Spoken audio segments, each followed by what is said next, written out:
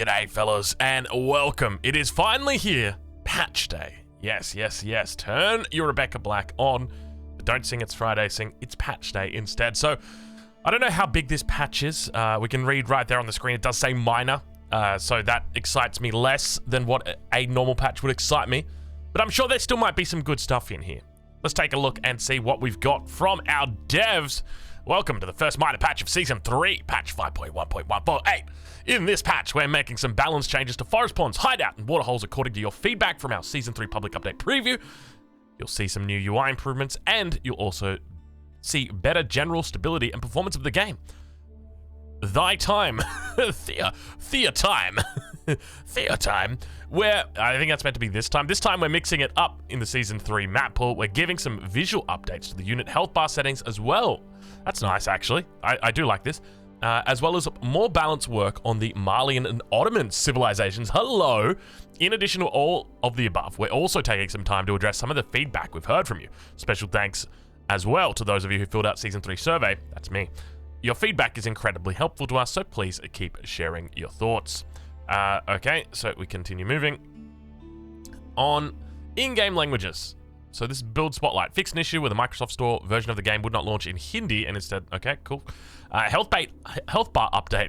The health, what did I say? Health bait up bar. We've been making an ongoing effort to improve the visibility of unit selections.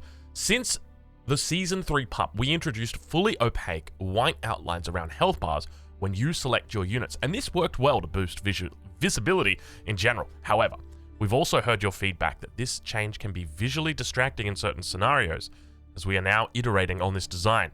In patch 5.1.148, health bars will have a better balance with a 50% opacity outline and a black inner border for improved contrast.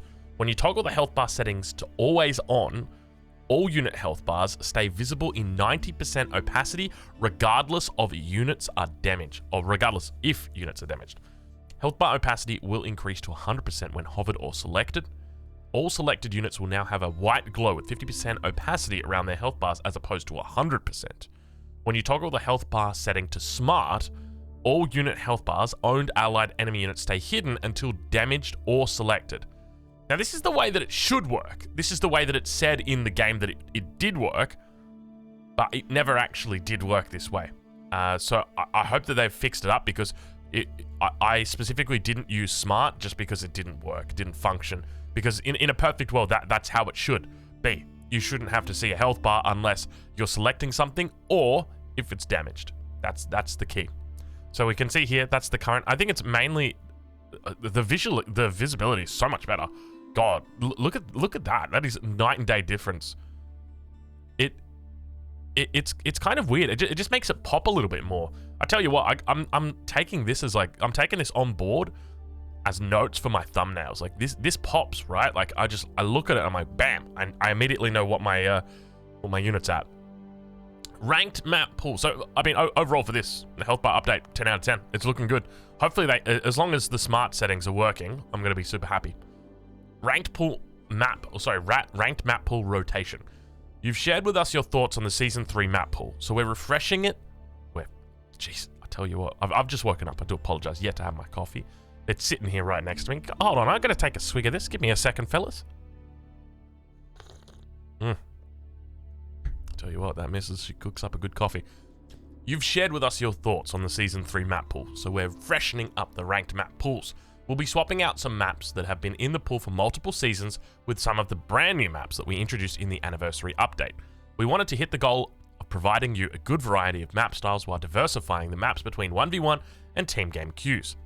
As for voting, you'll still have 3 votes in the map preference system to prioritize your favorite maps from the map selection. I'll tell you what, I'm still waiting for like an upvote. I'm happy with the downvotes, but I want an upvote as well, because I just want to upvote Dry Arabia and never look back. I'm saying that as a China mate on a map that's not good for China. I just want to play Dry Arabia. I love it.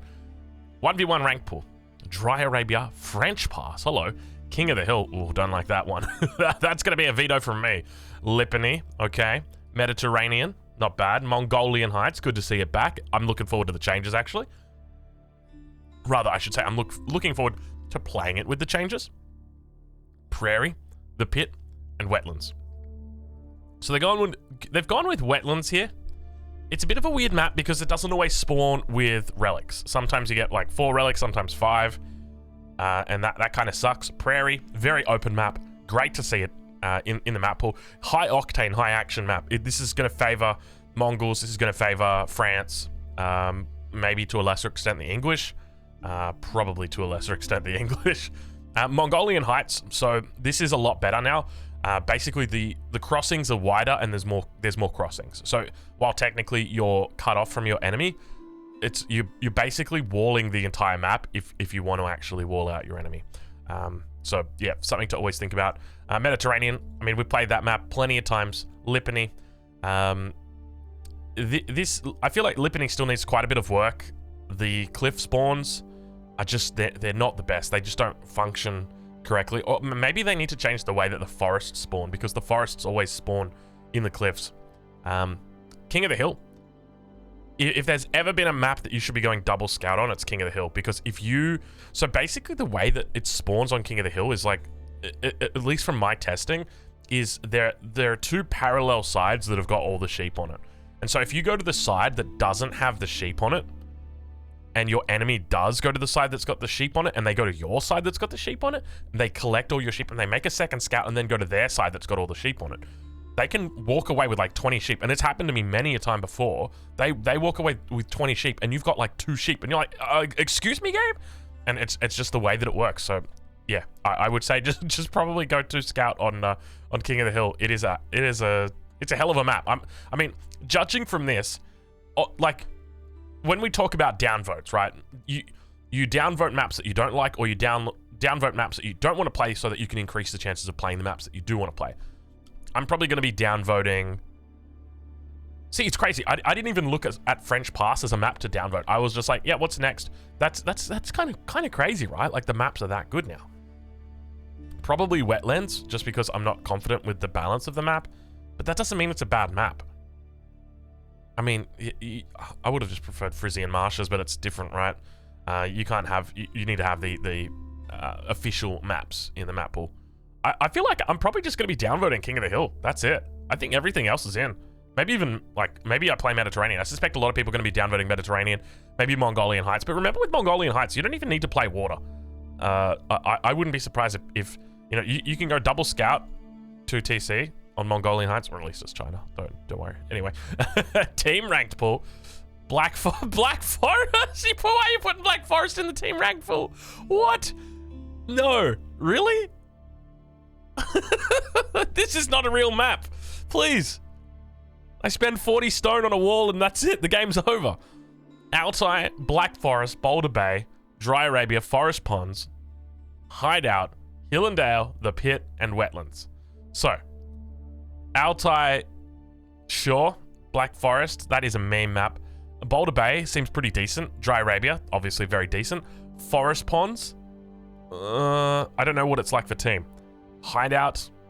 Oh, we lost Hideout. Oh, rest in peace, Rus. The one map that you guys had. And it's gone. Oh, you poor Rus players. What else did we lose? I don't actually know what else we lost. I wish they'd said, like, you lost this map, you lost that map. I mean, I can think of them really quickly. Well, there were water maps, right? Like, we lost Ancient Spires. What else do we lose?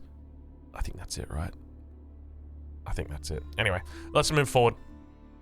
So that's the team ranked pool. I think overall it's decent. If I'm vetoing things, I'm going to veto Black Forest. I'm going to veto... probably just Black Forest, right? Hideout's actually really good in team games. I love Hideout in team games. I think that's probably one of the best. That's up there with Dry Arabia, honestly. It's such a cool map in team games. So that's good. I think that's fine. Maybe just get rid of Hill and Dale. That map, it's like the problem is, right? Team games already are camp fests. Okay, I say this talking about 3v3 and 4v4 largely, and this is, you know, your gold level 3v3 4v4, right? Like at the conch level it's much different, but they're already camp fests, and you get a map like Hill and Dale or Black Forest and it's just going to make it even worse. Can you imagine like a Black Forest game between like Beastie Cutie's team and Lucifron's team?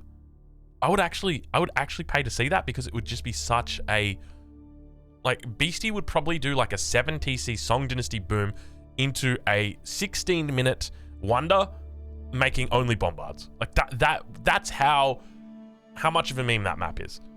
Anyway, let's move on. Caster mode. Resolved a hotkey conflict between observer modes, toggle fog of war, and the global command cycle through villages gathering food. All cycle villages commands will now be using the control shift key format and reserving control F for fog of war only. That's very nice, but anyone who's using caster mode on the regular will know that you got to change those hotkeys. You got to have your own custom config for caster mode. Anyway, UX and UI general fixed a bug where if the team ranked season ended while you were searching for a team ranked game, then the error message shown to the player would appear multiple times. Now the error message should only appear once. Looking at you, Fitzbro. Improved the spacing between the display of the unit name and its tag on the unit card. Fixed an issue where clicking the play again button in the post-match screen sometimes did not remember what civ you had chosen previously. Is that why? No, that's a different bug. I was playing on the ranked ladder. I only play China. That's literally it, right? And I get into a lobby and my civilization is selected as Rus. And I'm like, I haven't played Rus in a long time. I change my civilization to China and the game gives me Rus. I'm not even kidding you. It gives me Rus.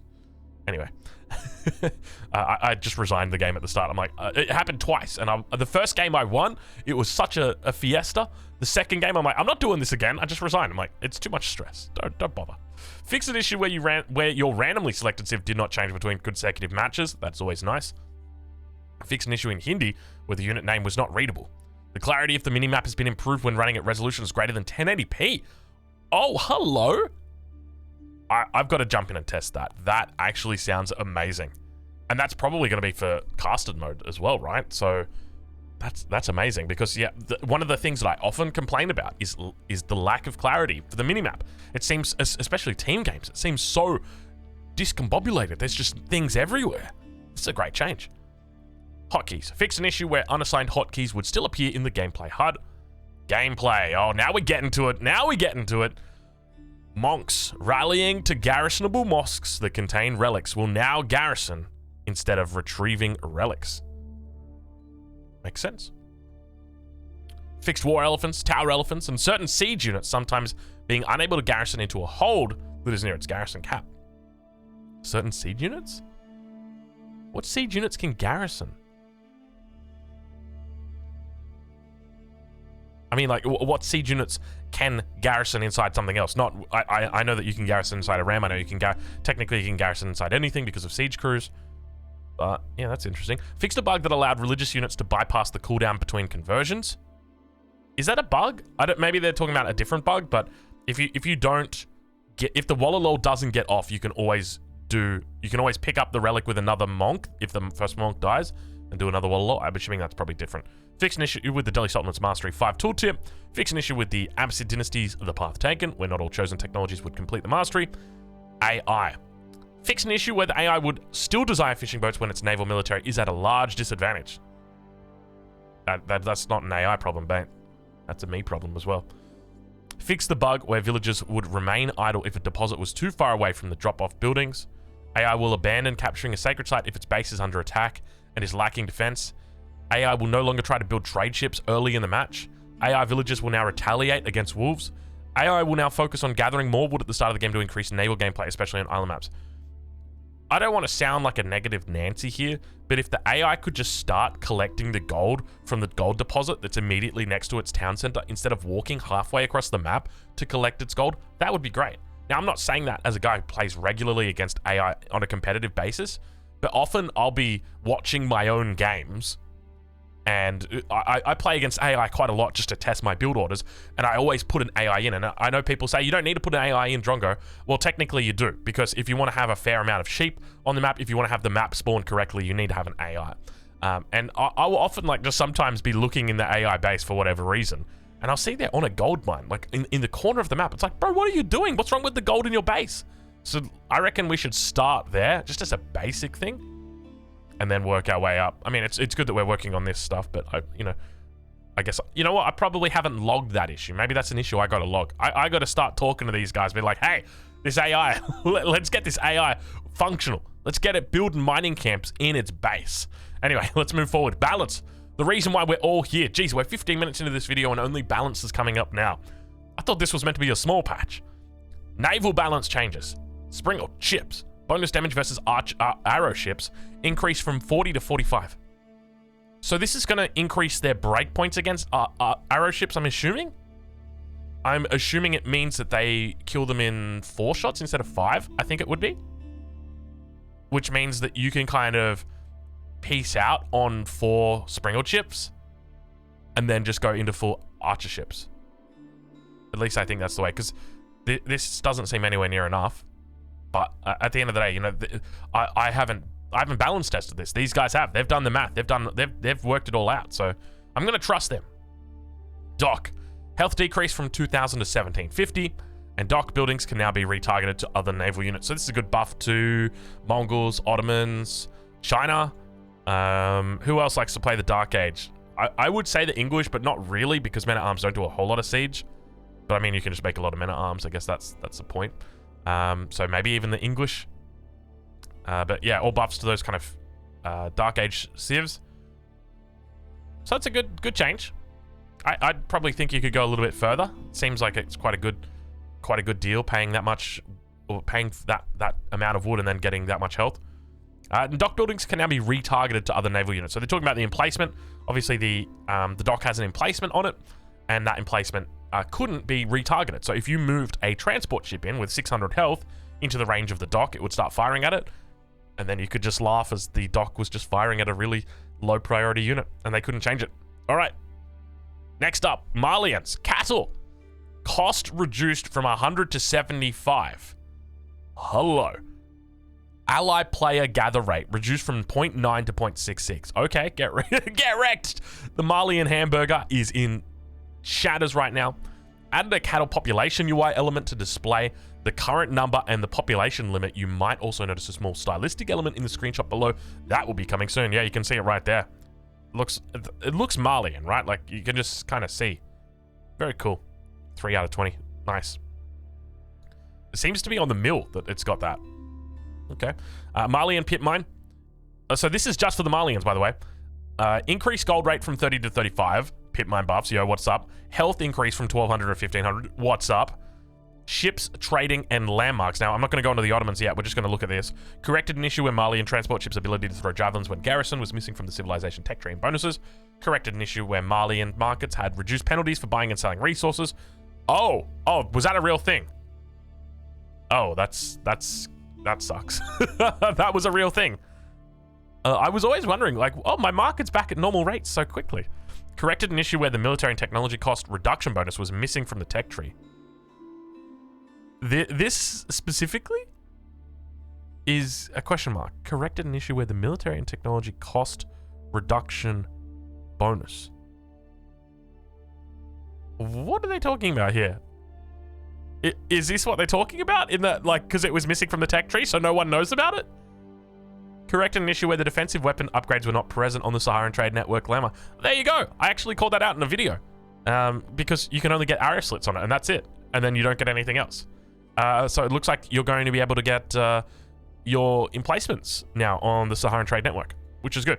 All right, so let's talk about this. Let's break this down, because overall, obviously, this is the right direction, right? Malians at the moment, 40% win rate, 42% win rate. The big thing, like the big elephant in the room is obviously Malian trade. And there don't seem to be any big changes here that really affect that other than the pit mine. And I'm not talking about the increased gold rate, I'm talking about the increased health, because that little bit of extra health might buy you the time that you need to get a villager out there, might buy you the time that you need to get a unit out there to defend that pit mine. And that's really what's going to help you. But this is niche, okay? Overall, trade doesn't change. In fact, trade remains the same. What changes is the cattle. And I still think, like, you do quite often go for cattle when you are trading. But how does this change the way the Malians are played? It makes the big cow landmark more viable. I still don't think people are going to go for it, though, because the Froomba garrison is just so good. Malian cheeseburger is still probably decent, right? Like, the thing is, you don't get the Malian cheeseburger for the crazy gather rate. You get it because it's an infinite source of food that you don't have to invest a lot of resources into. You can't do it with the Mongols because you have to invest 150 wood to get one sheep every, what? And then you've got to make an ufu over there as well. It's just not worth it. But compare that to the Malians. You drop a single mill down, 50 wood, make one cow, 100 gold, boom. And then it's immediately converted into food. So I don't necessarily, I mean, it's obviously going to reduce the power of the Malian cheeseburger, but I still think it's going to be pretty strong. The fact that you can just, your ally never has to transition to farms, right? Like that's what it's all about. But obviously this is still a really good change because it allows cows to be gathered by the Malians for a really good gather rate, that, you know, the equivalent of a boar, a little bit less than a boar if I remember correctly. I think it's slightly more than a deer, less than a boar. So yeah, overall, this is a really solid change and targets where it needs to be targeted. This one's obviously nice. So definitely Malians stronger now in the Dark Age. Just from this, they've also got an increased gold rate, 30 to 35, which stacks up pretty early, right? You're making a pit mine at 30 seconds into the game. That means you've got 5 extra gold, 10 extra gold, 15, 20 extra gold by what, 5 minutes? 25 extra gold? Which isn't a lot, but it might be the difference. You know, maybe you start stacking up cows with that as well. Who knows? Who knows? Overall, good changes, definitely the right direction. Is it going to be enough? Who knows? And I mean, we don't see it here, and I'm not surprised that we don't see it. So let me just say, how do I re-say that?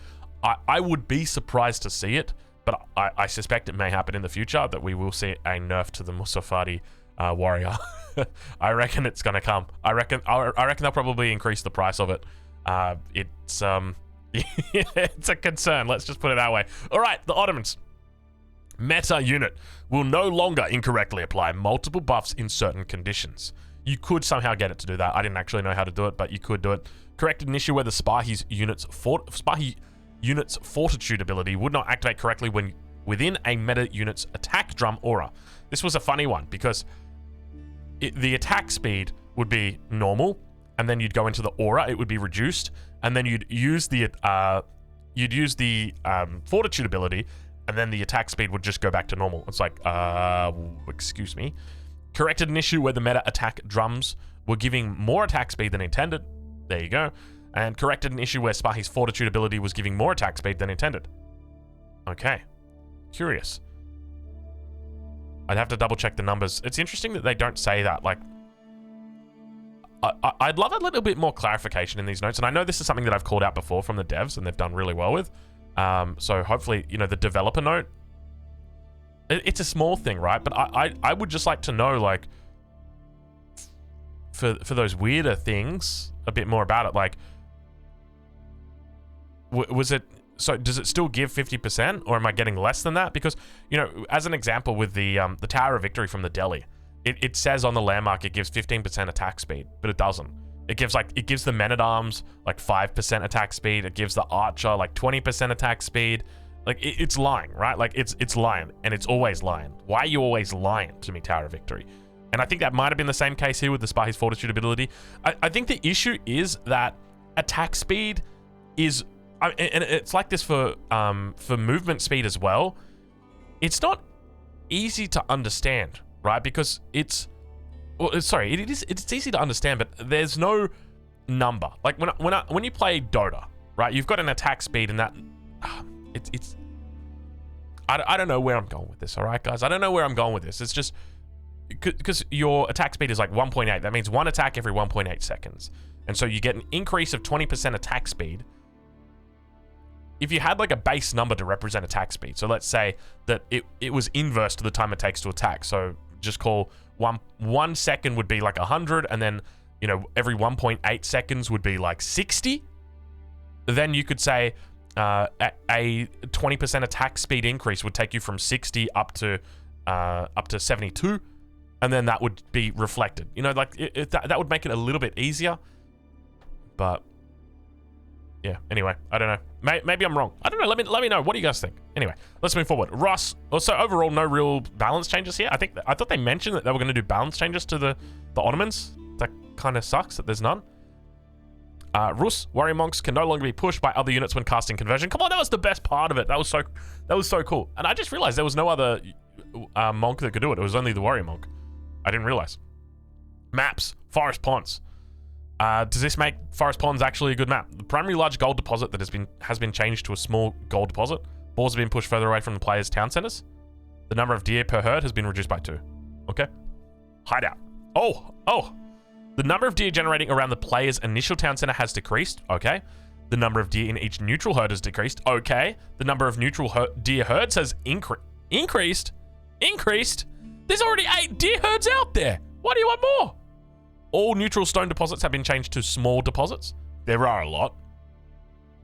The space between all gold deposits has been increased, ultimately decreasing the number of total deposits. I think that was like... how many gold deposits are there? There's like 7 big gold deposits on that map? 8 big gold deposits? Yeah, that makes sense. Resources near the player's town centers are moved slightly further away. Good change. And the number of neutral herdables has been reduced. The number of neutral herdable has been reduced. I feel like you're missing a word. Neutral herdable animals, neutral herdable sheep, neutral herdable livestock. That's the one that you want. Herdable livestock has been reduced. Overall, really good changes, right? Like, people often open double scout on hideout just because you do have a lot of sheep on the map, so more sheep, more food.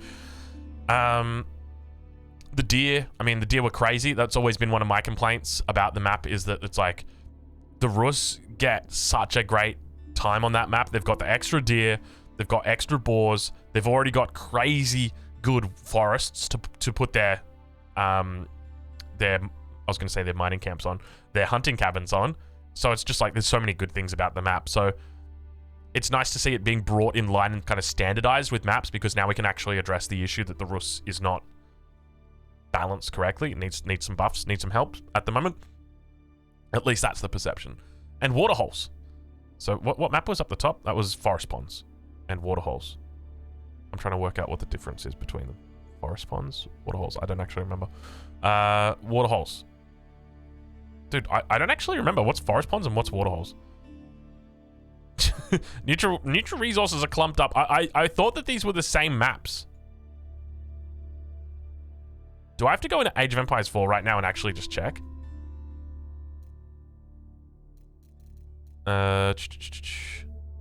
Multiplayer? Well, I don't even know where I'm going. Single player? Skirmish?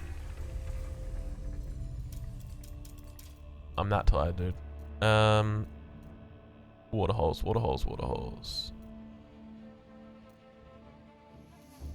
So waterholes is the it's that one. Oh, forest ponds. Okay. I'm really that I was gonna say that daft. I'm just double checking I'm not doxing myself. No, I'm not. It's just Age of Empires Reddit, don't worry. Waterholes. Okay, so forest ponds is the one with the 4 corners. Okay, gosh. See, I don't have that map even in my brain, because I'm just like, I don't want to play that map. Just get no. Good changes though. I think this had more deer on the map as well, didn't it? So that's probably a wise choice. Waterholes. So this is Kawasan, basically. Neutral resources are clumped up much tighter to a decreased generation distance variance. It could result in some players having the resources generate much closer to them. The number of deer on the map has been halved. Schools of fish now generate more evenly in the waterholes. All good changes. Mods. Fixed the thick woods mod by adding proper name to each tree, adding new trees to the mod, and fixed selection issues. And what's on the horizon coming up? If you missed it, we announced the theme for Season 4 and what you can look forward to in the upcoming season. From a new game mode to landmark improvements, we've got some things that are sure to enchant you.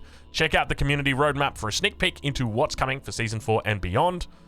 And of course, a disclaimer that everything here is subject to change.